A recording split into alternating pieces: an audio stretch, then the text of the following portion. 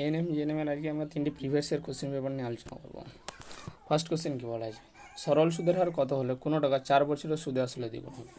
তাহলে আমরা এখানে ধরে নেব আসল হচ্ছে আমাদের কত x টাকা, তাহলে সুদে আসলে দ্বিগুণ বলা হয়েছে, তাহলে সুদে আসল মিললে তাহলে কত হবে আমাদের 2x টাকা হয়ে যাবে এখানে।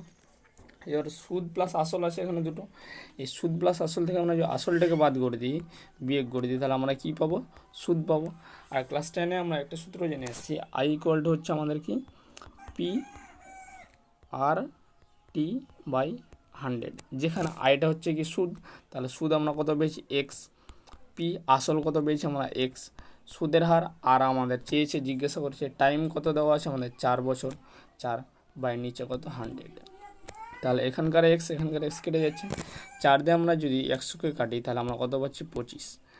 তাহলে সুদের হারটা আমরা কত পেলাম, আর ইকুয়াল টু 25% বা 25%।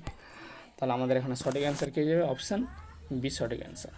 নেক্সট পরবর্তী কোশ্চেন আমরা আলোচনা করব। পরবর্তী কোশ্চেন কী বলা হয়েছে, যদি একটি দ্বিঘাত সমীকরণ দুটি বীজের অন্তর 3 এবং ধ্রুবক পদ 4 হয় তাহলে সমীকরণটি কত হবে আমাদের চেয়েছে। এই কোশ্চেনটা করার আগে তোমাদের একটু আগে কনসেপ্ট ক্লিয়ার করে দিই, তারপরে অঙ্কটা করাচ্ছি। দেখো দ্বিঘাত সমীকরণের আমরা সাধারণ রূপ কী জানি, A X square plus B X plus C equal to হচ্ছে আমাদের কত 0। এখান থেকে আমরা এই সমীকরণ যদি দুটো বীজ যদি একটা যদি আলফা আমরা ধরি আর একটা বীজ যদি আমরা বিটা ধরি, তাহলে আমরা এখানে জেনে এসছি বীজদ্বয়ের সমষ্টি আলফা প্লাস বিটা, বীজদ্বয়ের সমষ্টি আমাদের কী হবে,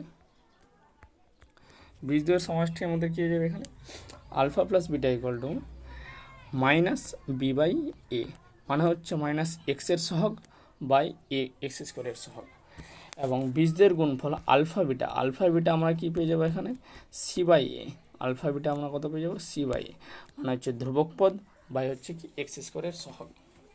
ঠিক আছে, তাহলে আমরা এই কনসেপ্টটা ওখানে কাজে লাগাবো। দেখো আমাদের অঙ্কটাতে কী বলা হয়েছে, কী বলা আছে, যদি একটি দ্বিঘাত সমীকরণে দুটি বীজের অন্তর 3 এবং ধ্রুবক পদ 4 হলে তাহলে সমীকরণটি চেয়েছে।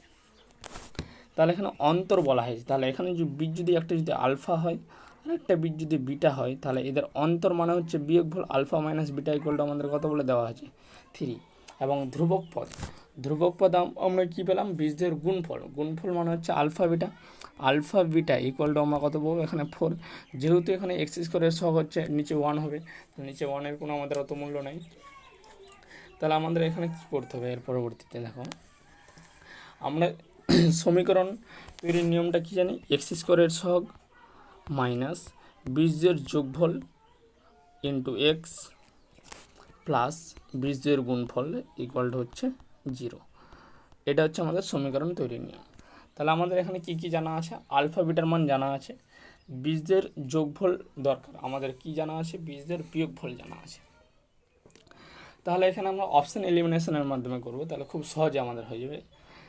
দেখো অপশান এলিমেন্টের মাধ্যমে আমরা দেখতে পাচ্ছি বীজের যোগফল আমাদের দরকার এখানে, আর আমাদের জানা আছে যে বীজের বিয়োগফল কত দেওয়া আছে, অন্তর 3 দেওয়া আছে।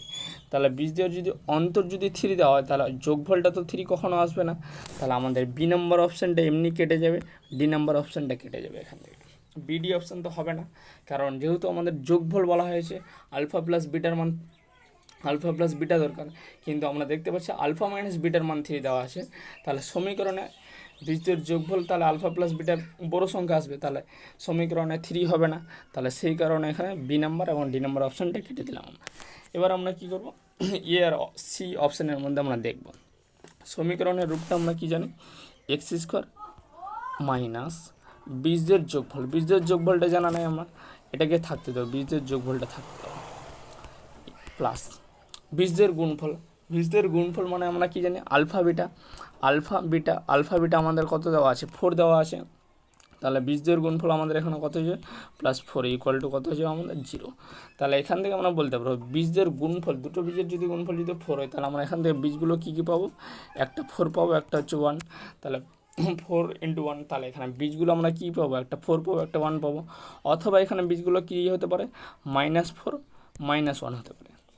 তাহলে আমরা এখানে বীজগুলোর সমষ্টি কত পেয়ে যাবো 5 পাবো, +5 পাবো, একটা কী পাবো বীজদের সমষ্টি আমরা -5 পাবো। যদি আমরা এখানে যে +5টা নিই তাহলে আমরা কী পাচ্ছি, x² - 5x প্লাস 5টা যদি না হয় x square minus 5x plus 4 equal to 0। আর যদি আমরা মাইনাস 5টাকে না হয় তাহলে x square plus 5x plus 4 equal to কত হয়ে যাচ্ছে 0 হয়ে যাচ্ছে। তাহলে আমরা এখানে মাইনাস 5টা আমাদের হবে না, কারণ মাইনাস 5 দিয়ে আমরা প্লাস পাচ্ছি, প্লাসে অপশান নাই। আমরা যদি 4 এবং 1 নিই তাহলে আমাদের স্যাটিসফাই করছে। তাহলে x square minus 5x plus 4 পাচ্ছি। তাহলে x square minus 5x plus 4 কত নম্বর অপশানে রয়েছে? Option number A. তাহলে আমাদের সঠিক অ্যান্সার হয়ে যাবে কি option number A, C number অপশানটা হবে না। তাহলে সঠিক অ্যান্সার আমাদের কী হয়ে গেলো? Option A. নেক্সট পরবর্তী কোশ্চেন আমরা দেখব কী রয়েছে আমাদের। কি বলা হয়েছে? X square plus minus 6x plus 4 equal to 0 দ্বিঘাত সমীকরণ বীজগুণগুলির গুণফলের বর্গমূল কত? বলা হয়েছে এখানে একটা সমীকরণ দেওয়া হয়েছে। কি সমীকরণটা? X square minus 6x plus 4, এই যে বীজগুলোর গুণফল তাদের বর্গমূল কত সেটা চেয়েছে। খুব সহজে আমরা কি জানলাম? বীজদের যোগফল আমরা কত পাবো? Alpha plus beta equal to কী পাবো? আমাদের বীজদের যোগফল কি? মাইনাস এক্সের সহগ বা এক্স স্কোয়ারের সহগ। তাহলে মাইনাস এক্সের সহগ মানে হচ্ছে মাইনাস সিক্স মানে এখানে প্লাস 6 হয়ে এক্স স্কোয়ারের সহগ কত আছে? 1। আর বীজদের গুণফল আমরা কি জানি? বীজদের গুণফল হচ্ছে আমাদের কি ধ্রুবক পদ বাই এক্স স্কোয়ারের সহগ। তাহলে ধ্রুবক পদ কত রয়েছে? 4, আর এক্স স্কোয়ারের সহগ কত? 1। তাহলে আমরা বীজদের গুণফল কত পেলাম? 4 পেলাম। এবার বলা হয়েছে এই বীজদের গুণফলগুলির বর্গমূল চেয়েছে। তাহলে 4 বীজদের গুণফল আমাদের কত আছে? 4 আছে। তাহলে 4-এর বর্গমূল, তাহলে 4-এর যদি আমরা বর্গমূল করি তাহলে এখানে আমরা কী পাবো? প্লাস মাইনাস 2 পাবো।